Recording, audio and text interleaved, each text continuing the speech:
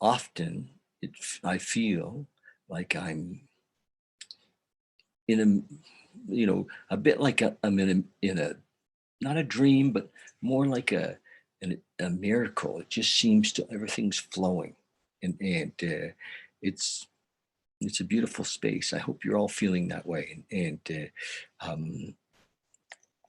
things come to me in a way that they've never come before. And I don't mean things on the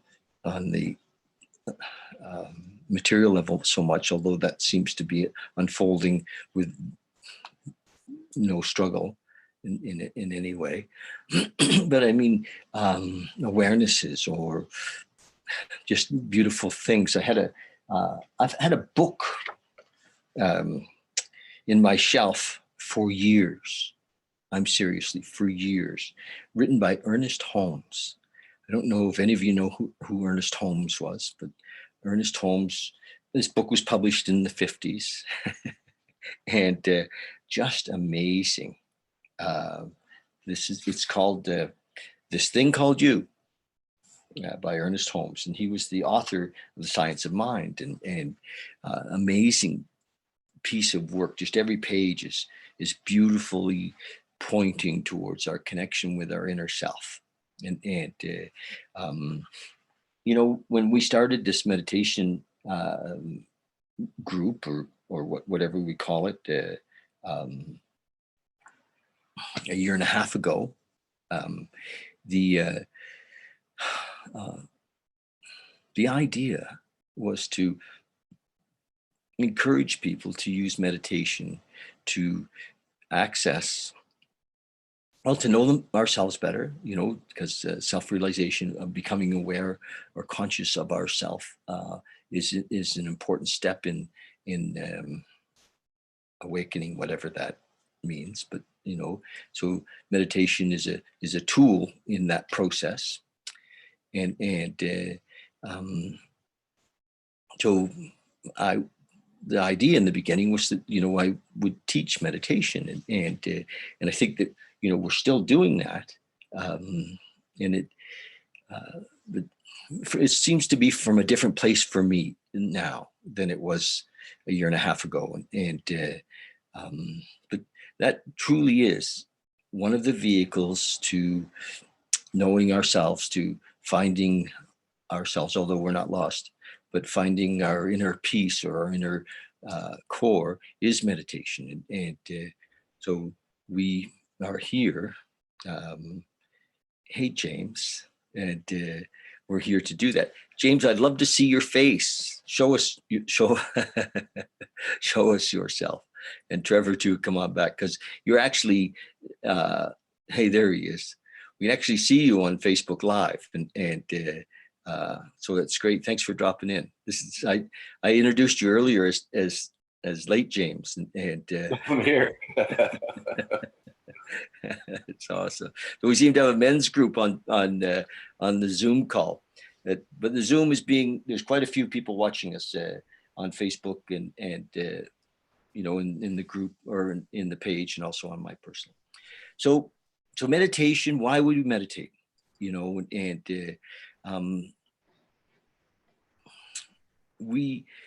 It's almost like we came to this planet and we got this amazing Mercedes or what would we call it, a Lamborghini, and we're living in this Lamborghini. It's just this amazing piece of equipment, and but either we didn't get operational papers, we didn't, or we haven't paid a lot of attention to the how does this work? What are we doing? And who are we?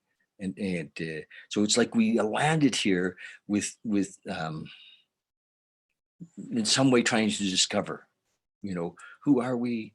How what's going on here? We have this idea that we're separate. I believe that I came into the planet completely whole.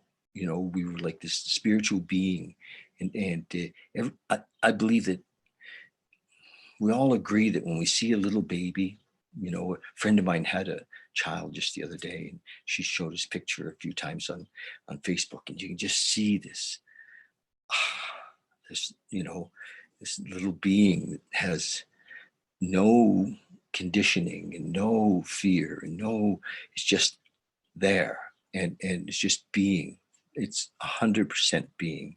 And somehow when we get here and we're being raised, by people who are maybe not that conscious, and we start to realize, I don't know when, 3 or 4 years old, that something's amiss, and that and fear starts to creep in, and grandma tells us that the world's not safe, and that we have to be careful, and we can't talk to strangers, and so we start to build a conditioning, and we're told that we're going to be, we're going to go to school and be trained how to live here, how to be here. And then eventually we're going to be trained to do something so that we can earn a living and be here. But there's very little training on who we really are. And so some of us are lucky enough, I think, some of us are lucky enough to somehow, for me in my teens, or maybe even before, to wake up and say, what's going on? There's something amiss. This is not really me. And of course, how I acted out in those times wasn't acceptable to a lot of folks around me. I was a bit of a pain in the ass to some of them, because I wasn't falling in step.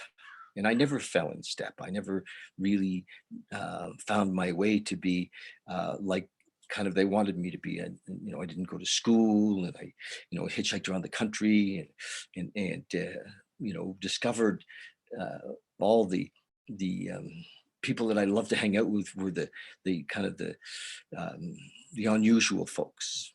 Well, like the people on my Zoom group tonight. the folks that didn't kind of fit in. I didn't fit in. I couldn't be in the normal situation.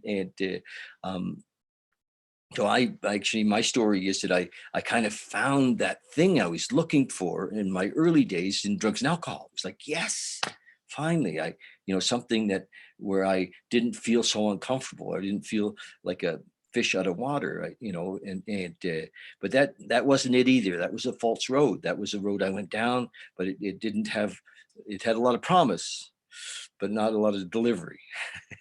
and it actually, it delivered some, but it couldn't go all the way.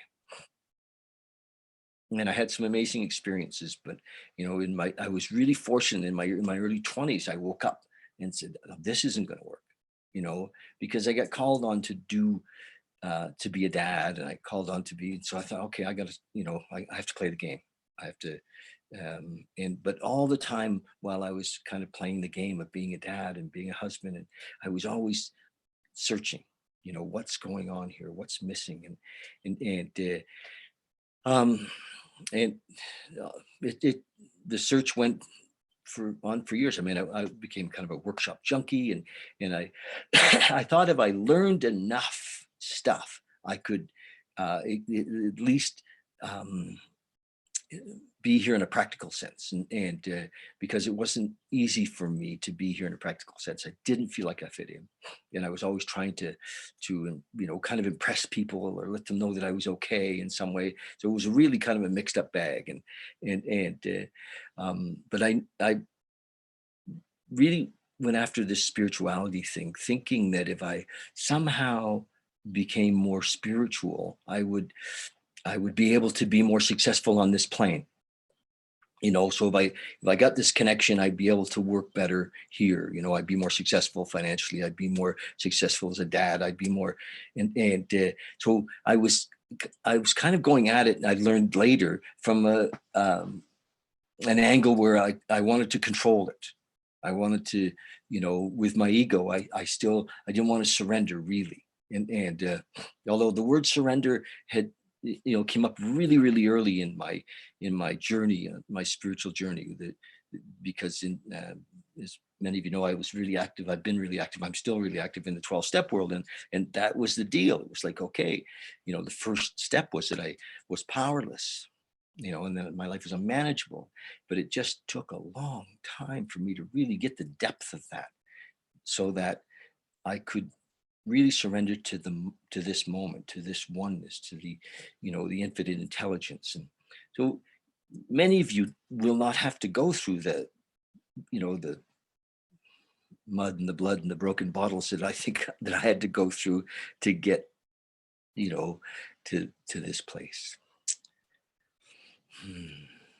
And I don't think it has to be as difficult as I've made it. I really don't. I think that, if we sincerely ask, if we're really ready to let go of what we think we know about our connection, about God, about oneness, it's just right there. It isn't, I don't think that you have to be in training camp for 30 years or longer, like I was, to have the experience, or it's not even an experience, to realize that you are and I am the same. We are one. And, and that this thing that we can watch in our meditation, we're going to meditate in a minute. And as we meditate, watch the mind. The mind somehow it's a beautiful piece of work. The mind has got this idea that it needs to look after us. It's its job, right? It has to look after us. And so it doesn't want to give up control, because what will happen to us? And and we can't really even ask the mind's permission. Can't, and you just let it go. And so in meditation, one of the things that will happen, and many people have said to me over the years, well, I can't meditate. My mind is too busy. I can't make it still. I'm just always thinking, and there's no separation. They don't realize that they're not their mind. And meditation is often, for people, is the first place where they really see, oh my God, I'm not my mind. I'm not this story that's going on, about me. I'm not also all the things that I think I am. I'm not, my job. I'm not my relationship. I'm not even my body. The body's a container. There's something more that I am, that is watching all of that. And meditation begins often the journey of us seeing that, and can be an awakening in itself. And so we're going to stop for a minute, all this my talking, and sit for 10 minutes, and we'll sit for 10 minutes right now. And when we do, watch the mind. Watch the mind, and recognize that as we spend more time in the observer, as we spend more time in that space, it becomes easier to be there. It's like, oh, it's an attractive place. It is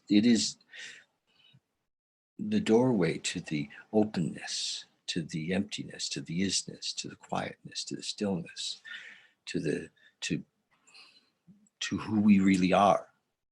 And so I encourage the practice of meditation to drop into this space, and we're going to do it right now when James comes back. James, you coming back? We're going to meditate, buddy. Okay, so 10 minutes, and I have to set my little clock here, because we could be gone a lot longer. Okay, there it goes. It will make a little bit of noise when we get to 10 minutes. Just close your eyes. Please find a comfortable space, your back straight if possible, feet on the floor if possible. And even though we are not our bodies, we are in our bodies. We are not even in our bodies. But the idea of being conscious of our body is is a part of this. So just drop into your body. The way in is through the breath. The breath brings us into this moment. We can use the breath as a tool always to bring us back to here and now. When the mind, who you are not, starts to run on thinking about whatever it wants to think about, just recognize that you are not your mind, and your breath will bring you back to who you are. You are this moment. Everything that ever is, was, or ever will be is in this moment. Eckhart Tolle talks about the power of now. My teacher, Paul, said, be here now.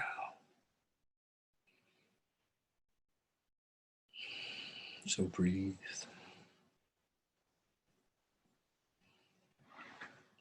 Be in your legs, be in your butt sitting on the chair, or sitting on the couch, or sitting on the floor. Be in your belly with your breath. Be in your chest here right now. Feel your shoulders as they start to drop down and relax. Be in this moment, on retreat,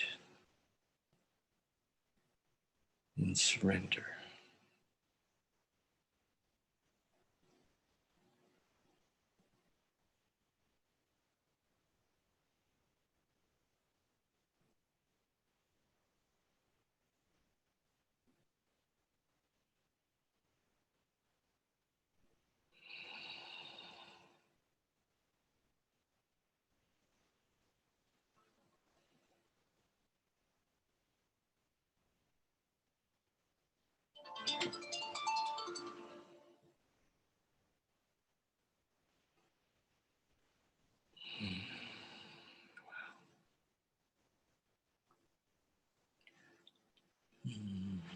Thank you, you guys. Thank you. What a beautiful meditation. Mm-hmm.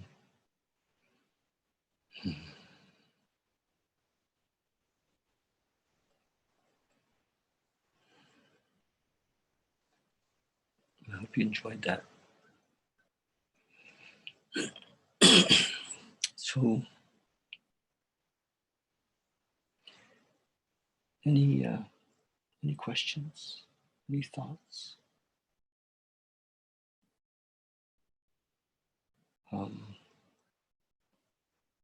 Just going to share with you a little bit that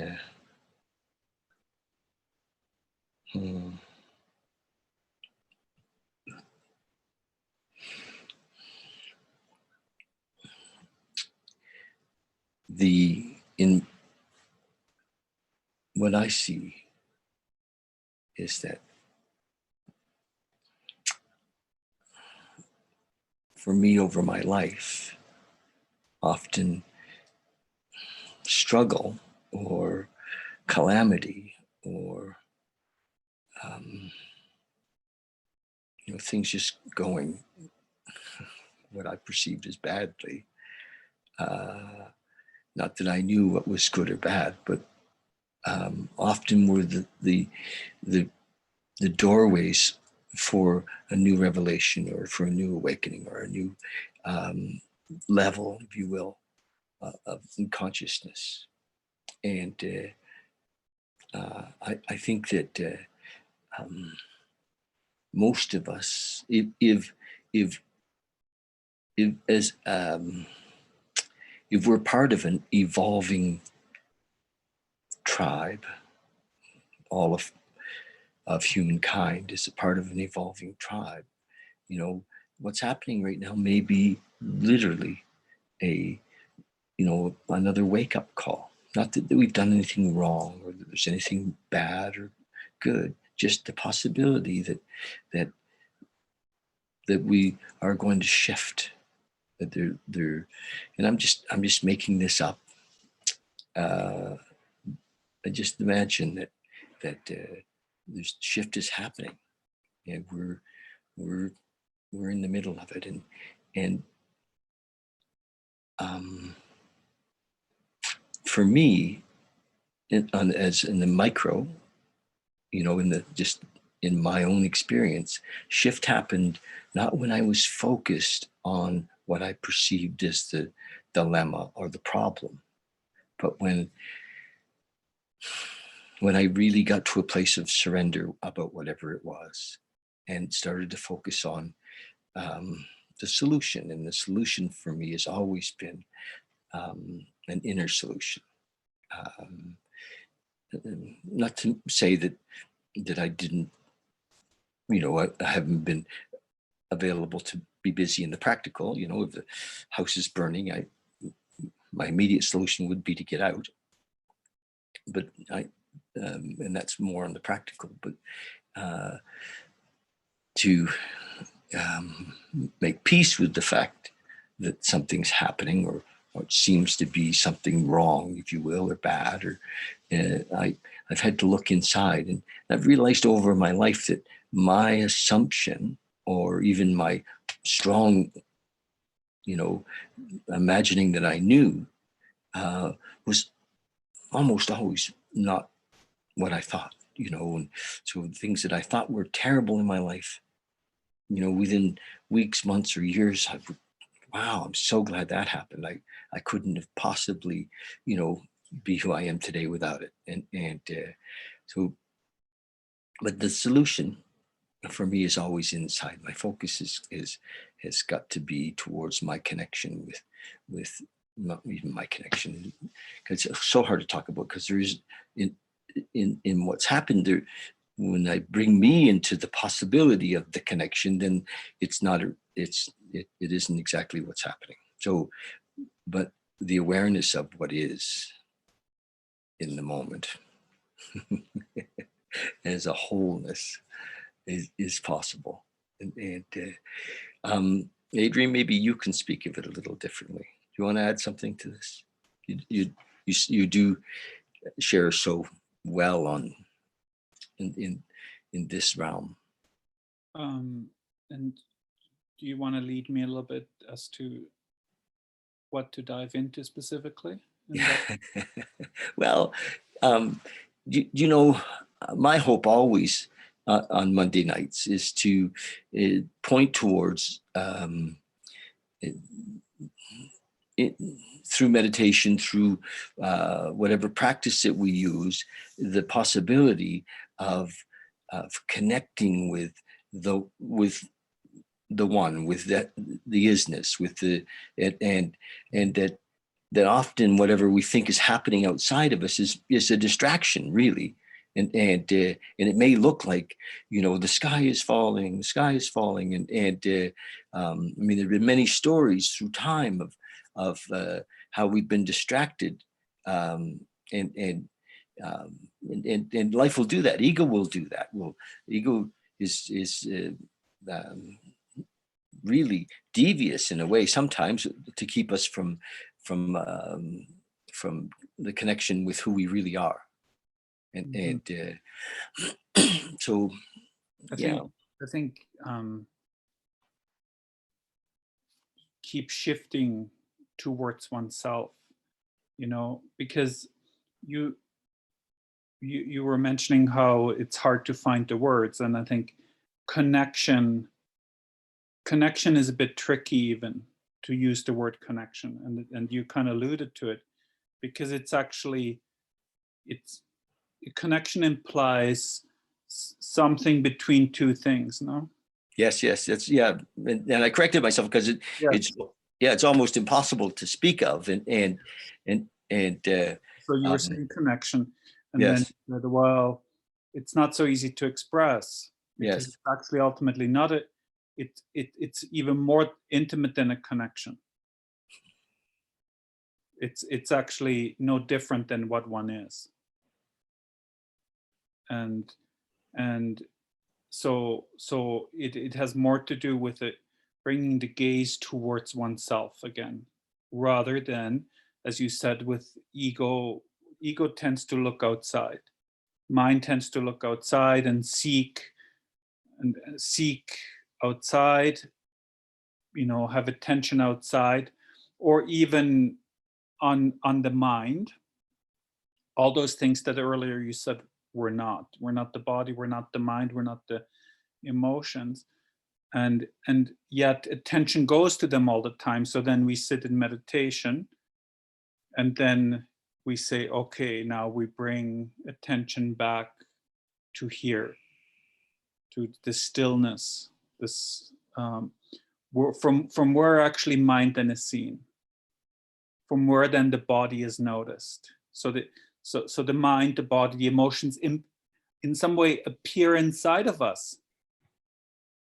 In this awareness that we are, body appears. We say, my body. I notice my body, but the awareness is kind of the screen upon which the movie of body, mind, emotions play. And then if we bring attention back to this screen, to this awareness. What's interesting is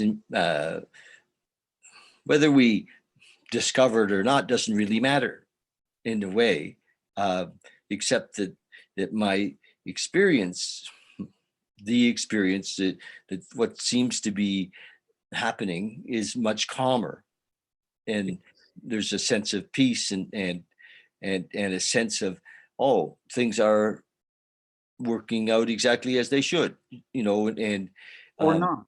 or not, Or not what the mind wanted, yes, but that's seen at least. yes, At least that's seen and can be admitted. Oh, the mind wanted something totally else. And yet yeah, somehow I see that, whether my mind wants something or doesn't want something, life just happens. yes, and what I'm really grateful for these days is how how easily whatever it is just gets let go of. Yes, and You then know, that's where that comes in, no? pardon me? That's where that skill, that ability to surrender comes in, where you can say, but it doesn't even touch me anymore. I don't even cling anymore, as to with an expectation. And it doesn't feel like a skill. Yes. It just is. And I have a little example. I last week on, I don't know, Thursday or something, I filed for the $2,000 government thingy. Right. And I just kind of did it without a lot of, and I watched over the weekend just because it didn't, come on Friday and it come on Saturday. And I thought, oh, well, and I really was, it would come up in my mind. I'd be, well, whatever, if it's meant to be, it'll be. If it's not, it's not my business. And it didn't come today. And I really, really felt, oh, okay, that's not going to happen. That's okay. Like there was no attachment. Right.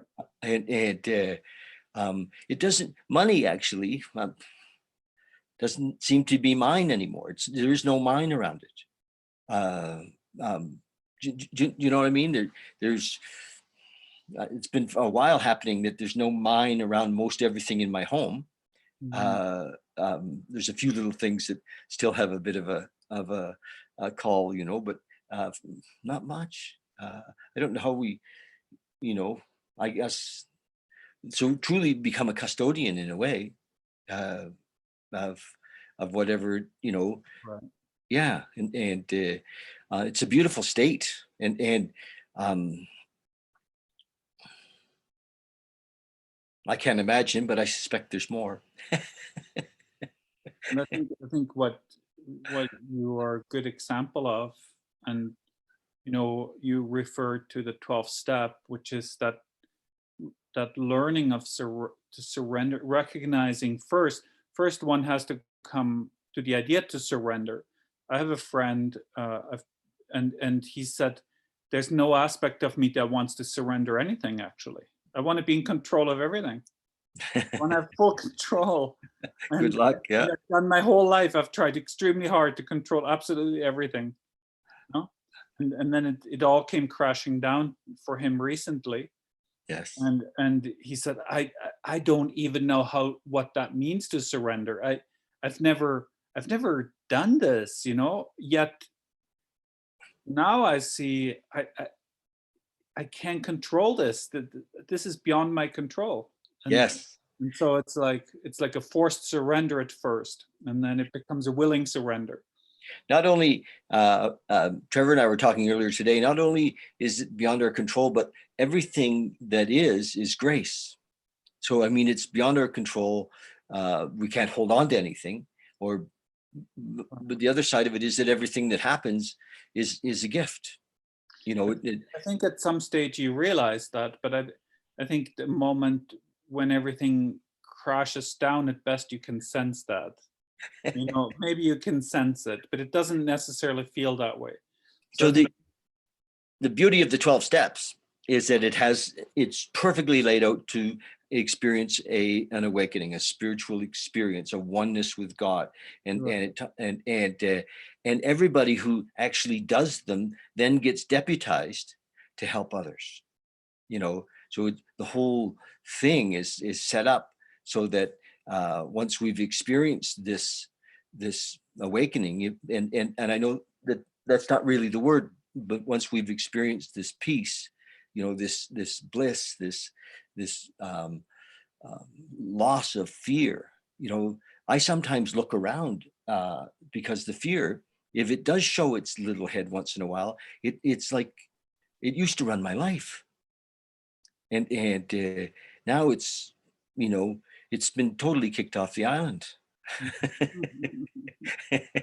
and and so, but in the 12 steps was the beauty of it. And I think that it's so easy for us to focus on, that we come to the 12 steps to be rid of our problems, if you will, or to to be more successful, or but it's all set up to become a spiritual giver, a spiritual uh, example, and that's in the end the only way that we really get to live in it, is to share it with the next guy. And in the area of addiction, there's a never-ending stream of people looking for help, and often desperate enough to surrender.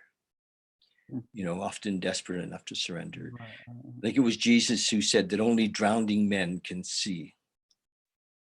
Will reach out, and Leonard Cohen put in one of his tunes as well, that only drowning men can see. And it's actually in the example in the 12-step book that, with the desperation of drowning men, we reached out for what seemed like a flimsy reed, and then turns into the loving hand of God. And Oh, it's beautiful. Yeah. So the it's hard that some of us have to get so beaten up. So, but this didn't, I know that you had some trauma, but mostly you seem to have been on this path a long time, Adrian, with, yeah. I mean, I did.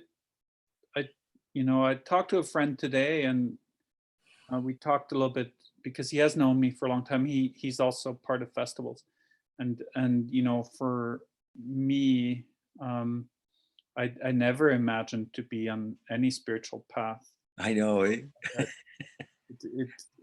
I didn't like the word. I didn't like anything about it per se. But so really for myself, it was more, in fact, that I had experiences that were rather confusing to my rational mind, and then almost I needed my mind wanted to understand what the heck I just experienced. And so then that led me towards David Hawkins, or also Eckhart Tolle, like some suffering would happen usually around relationships that would leave me sort of in stitches, and then look for some answers, like through either personal development at first, and then Eckhart Tolle for a little bit. Read his book, and I was like, oh my goodness, I can relate to some of these things that he's saying.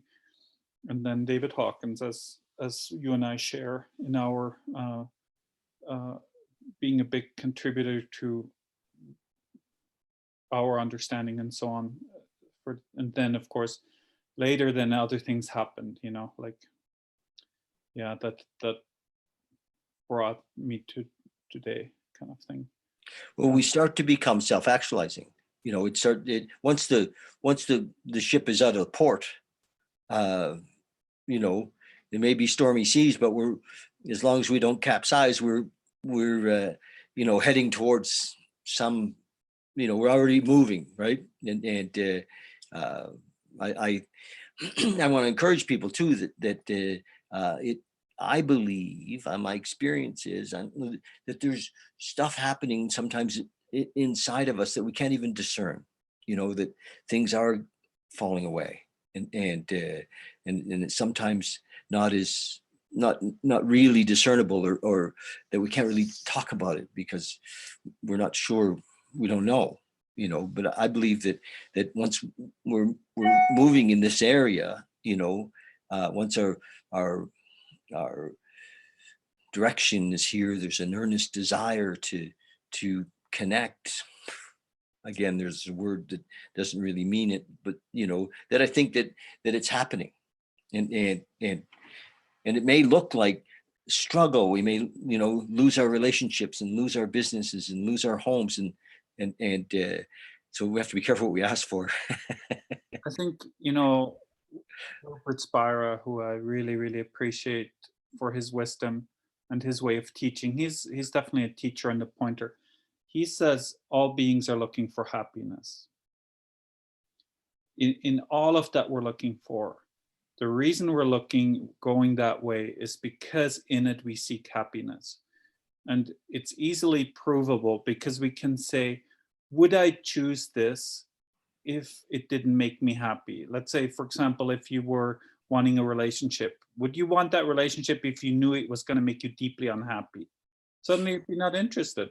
Would you want to buy a house if you knew it was going to make you deeply unhappy? No. Would you start a business? No. Ultimately, what motivates us in all our endeavors, including also the spiritual path, actually, is we're seeking happiness.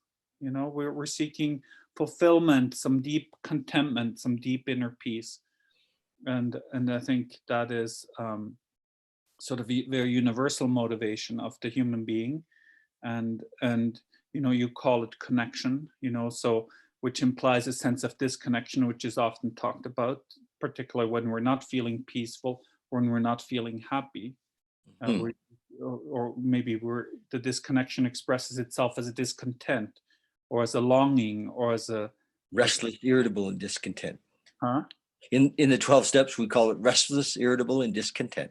Okay, there you go. So then what is being sought is obviously to get rid of that and have it replaced by happiness or contentment, the deep contentment, an Yes. everlasting contentment, so that Yes. that this restlessness can come to a peace. No. Yeah, and over again, personally, and I watch it with the men that I coach and sponsor in the 12 step. We think, and this I live this too, that happiness is in the relationship, or it is in the big house, or it is in the trip, or it is in, we think that if we go to these places and travel and climb these mountains, that we'll have now there is sometimes a sense of accomplishment, but no peace, not really, and finding the peace, I think then it doesn't matter so much what we do. And I agree. I mean, I think what happens is that because we're placing our happiness in the future, yes, we set up this hope that, let's say, the house, when I own a house, some of my fear of not owning a house will be relieved and I'll be happy. And actually, because that's actually our experience for some time, we live life like this for a very long time. Because for some time it's true. You remember it as a child, maybe you got the bike, you were happy for quite a long time. yeah, Every time you looked, because also you didn't have so many worries, not so many things that made you unhappy, maybe. And that's when you learned, well, when I get the things that I want, I will be happy. And then also, is of course shared by others, that's so it takes on a reality of its own. And of course temporarily it does that, and mostly it's because actually what has been set up is some sort of a desire, and this desire brings us out of, definitely more out of happiness, so further away from happiness, because it's relentless. It's like, ah, my life, so everything can be now put upon this lack. If I had the house, then I wouldn't have to go find a new place, blah If blah I blah. had more friends, if my roommates liked me, That's right. That's right. I could have dinner parties, and I could have friends over, and I would have more friends, and I could have a dog, and so then if we my know, ex-wife would just talk to me more. yeah, we can load onto it whatever we want, Yes. and then comes the house, and for not those reasons, just by the very release of, Yes. uh, you know, but soon maybe comes a whole new worry now. Oh, how do I pay the mortgage? Yeah. Like this, because I just lost my job, and so this is this is the wheel. It's a wheel. So now where we are in our world in this moment, and I think, and you and I've chatted about this, and I think everybody on this call falls into this category. We all now have an opportunity to kind of reach out to people who are struggling, because the thing that they thought was going to see them through or make them happy, or maybe their retirement fund is gone, maybe there's just so much. Their parents have passed away from what's going on. These are all things that we can reach out and help people to be in the moment, to remind them. And often for me, when I'm chatting with somebody who's in the middle of a drama, or in the middle of a distressed moment, I'll ask them to just stop and breathe and look around. Where are they? Bring them back into this moment, into their center. And we can all do that. And as they drop back in and they breathe, and we learn to do that as a practice. And we all can do it ourselves, but we can coach others. That we're all in a place. Most of us, if we're on this call, you're interested in this. You're interested in your own contentment, in a sense, from inside, your own peace, your own well-being from inside. So I believe it's an opportunity now for us to all be givers, all to be reaching out and looking deeply past the "hey, I'm okay" that people will throw out there, and the mask, and say, really, what's happening? Tell me, talk to me. And we've got time to talk to them. And you guys that have been with me for a year and a half or longer, as we've done these meditations, I point often to some of the teachers that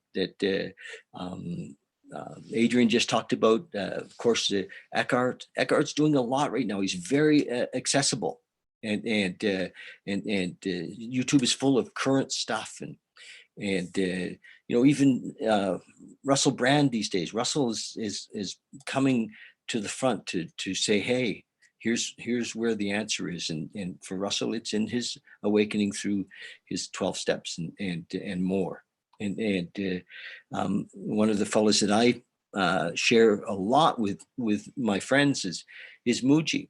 Muji is available a lot. Again, he's doing meditations almost daily through this time, and helping us to see, the thin layer, that's just the very thin layer that's there between our perception of the world and looking outside of ourselves for happiness, for contentment, to the inside of where it truly is, of who you truly are. And he's just masterful at bringing us to that spot, opening the door, kicking us in.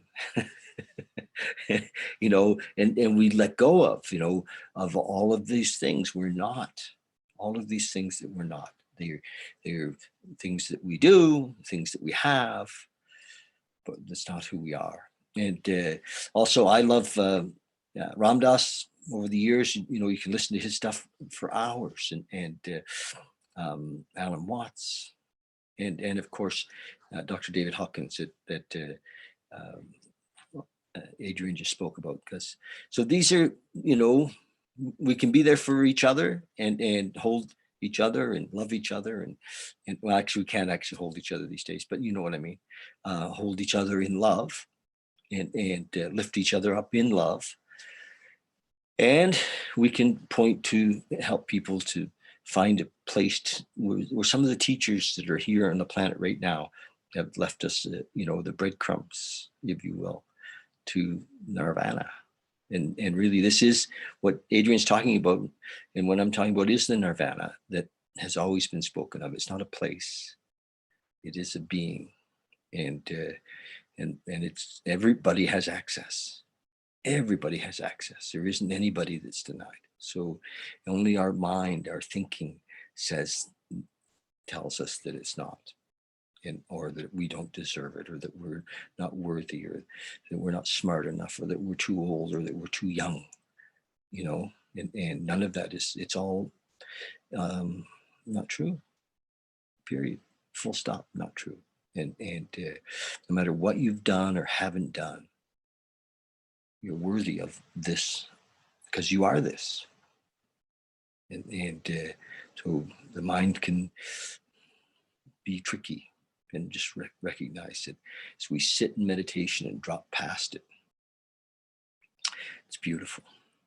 So that's my thoughts for the moment. I think that what I'd like to do is to have us meditate for a minute again, and or for a few minutes, and just sit in, what we've shared, what Adrian has shared with us. And Adrian, I really appreciate you coming, and you've earned this in a way. I mean, not that anybody, but yes, you've done the work, and Adrian just came back from 5 weeks or so in India, with 4 of those weeks with Muji, and has made himself available to experience himself. And so I appreciate that you've done that, and that you've brought that, to us, like tonight and last week. And I hope you continue to join us. Yeah, I'm happy to. I just sometimes don't know. Like, I don't want to hear myself talk. I what I'm sometimes curious is like the beings that are listening. Like, that does that address what's itching?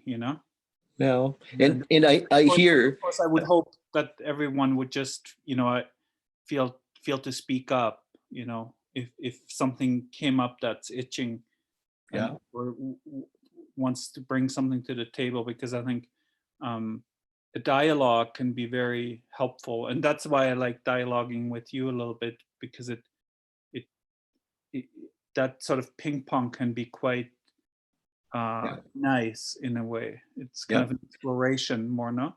Yes, and it's interesting because what I've come to with this is that I trust that God, the universe, will give us the words to share that people need to hear.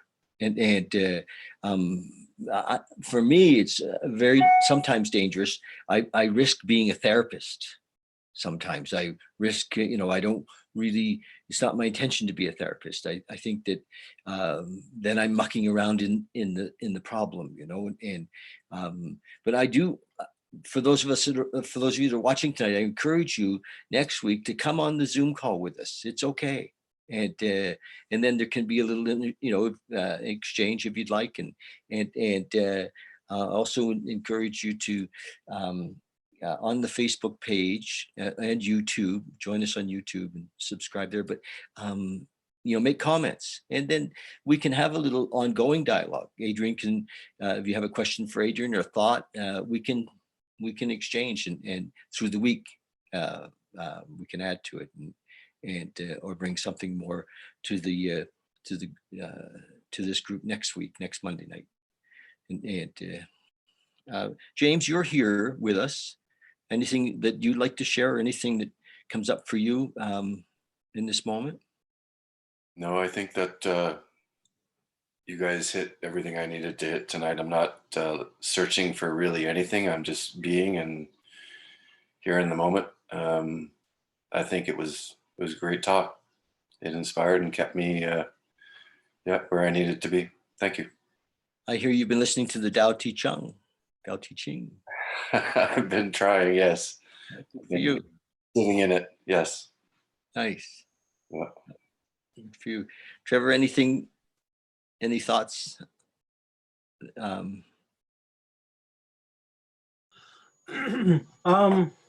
Yeah, I got a lot out of this conversation tonight too. And a lot out of our conversation earlier and how it ties in kind of with this. It's kind of interesting. I was reading a book about just kind of like, this was a while before, but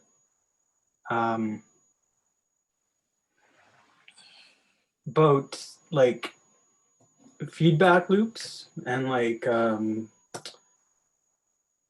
essentially everything on Earth, including our bodies and our brains and everything, is just a machine, you know. And there's an awareness that kind of like there's an intention that goes into everything. But you know, like if I want to hammer a nail, I grab a hammer. I need a hand to grasp that hammer. That's still a machine. You know, there's the arm. It keeps going further back and further back. You know, even the brain's a machine, and thinking is kind of what it does.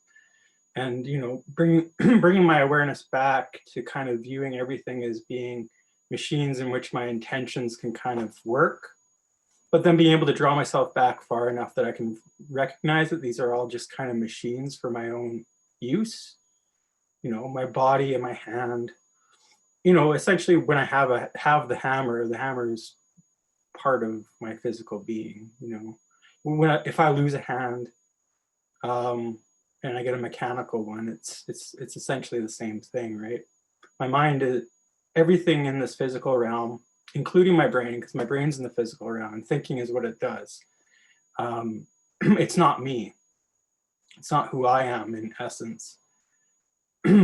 And that's something that I kind of grabbed onto the last few days in our discussion, and I was kind of that's what I think I can bring into the conversation too, because it's kind of a good way for me to look at it. And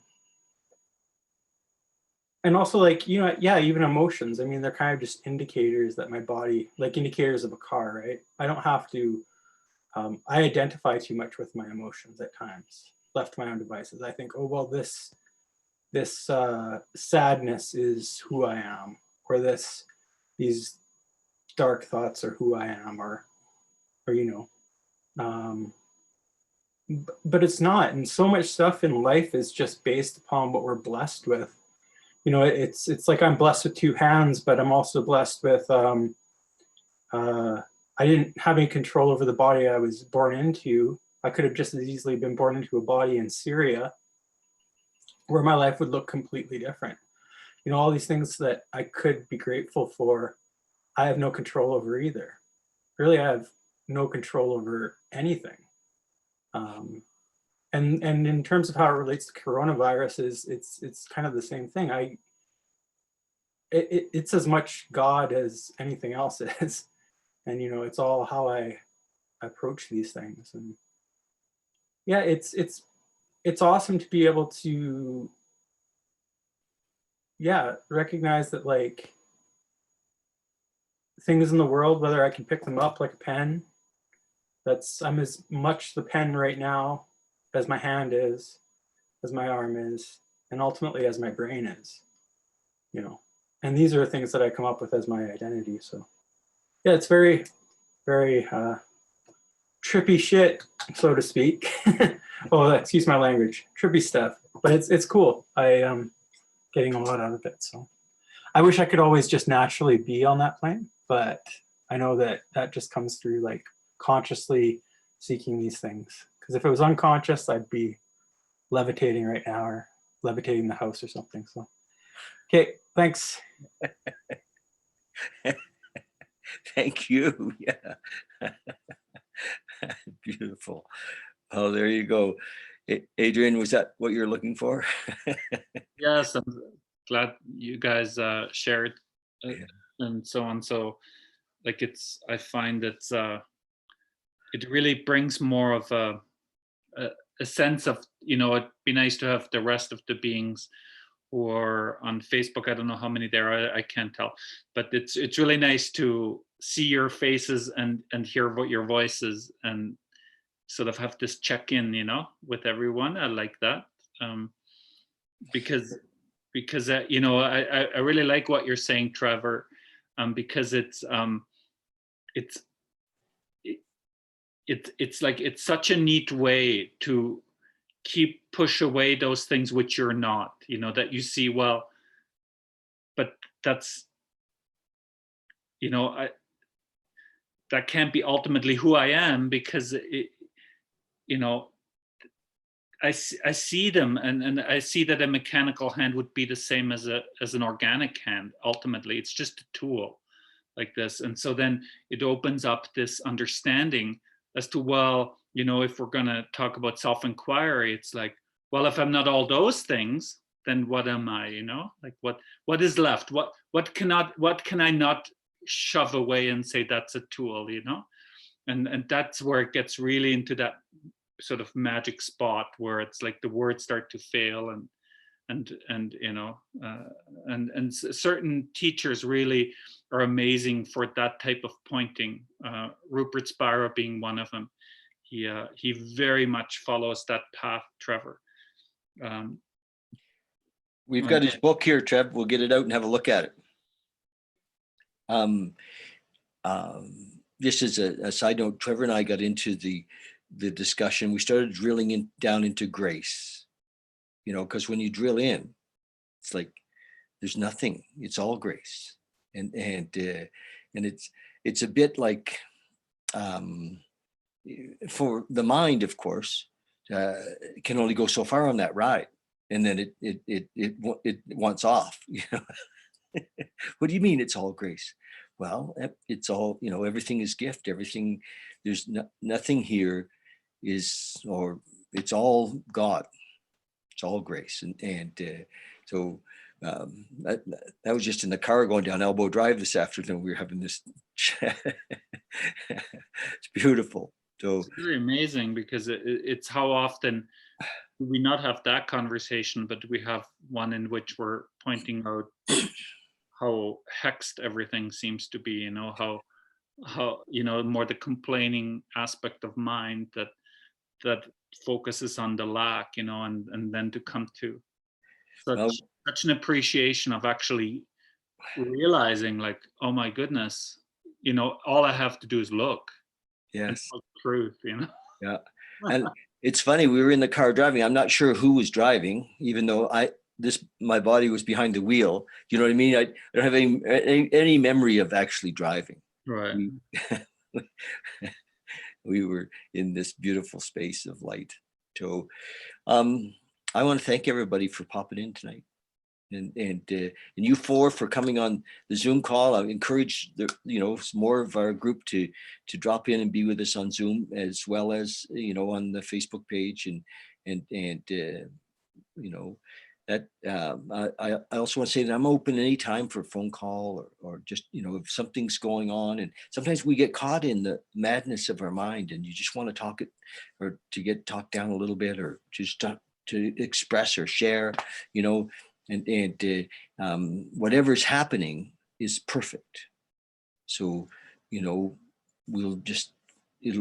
talk from that context. Whatever's happening will be perfect, and I'm open to conversation anytime. And I want to thank also some of you have been sending some e-transfers and little bits of manna from heaven, and thank you. It's always appreciated, and I love you, and it's not necessary. It is appreciated. Thank you.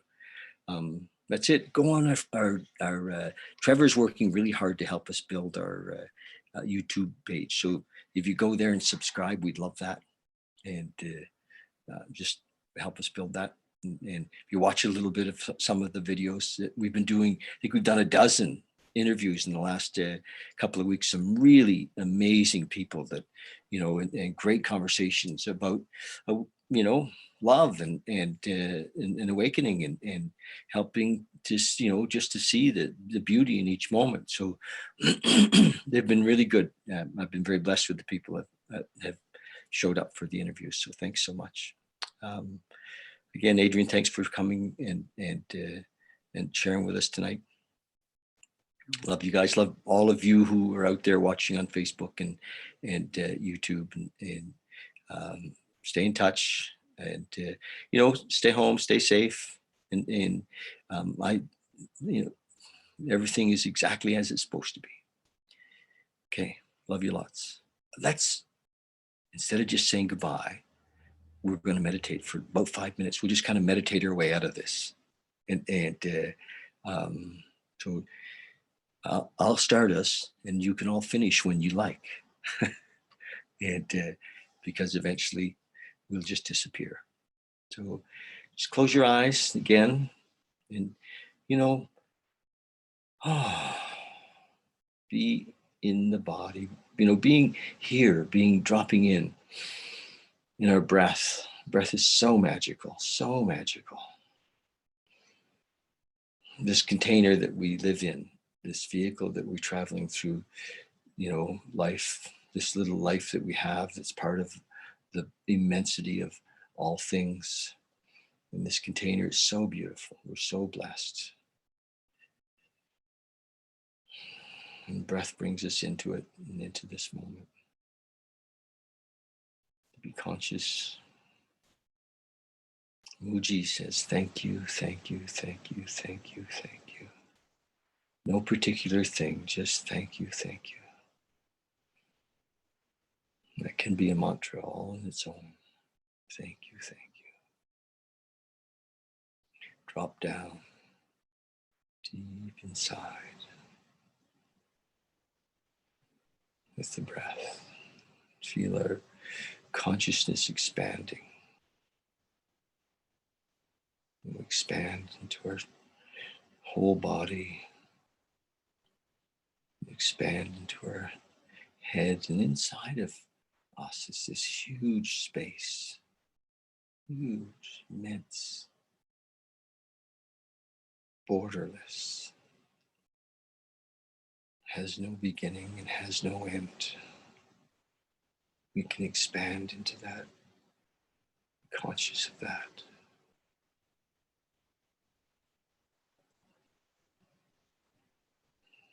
Surrender, surrender all ideas, all beliefs, all attachments, all identities. Not to be a man, not to be a woman, just to be here now.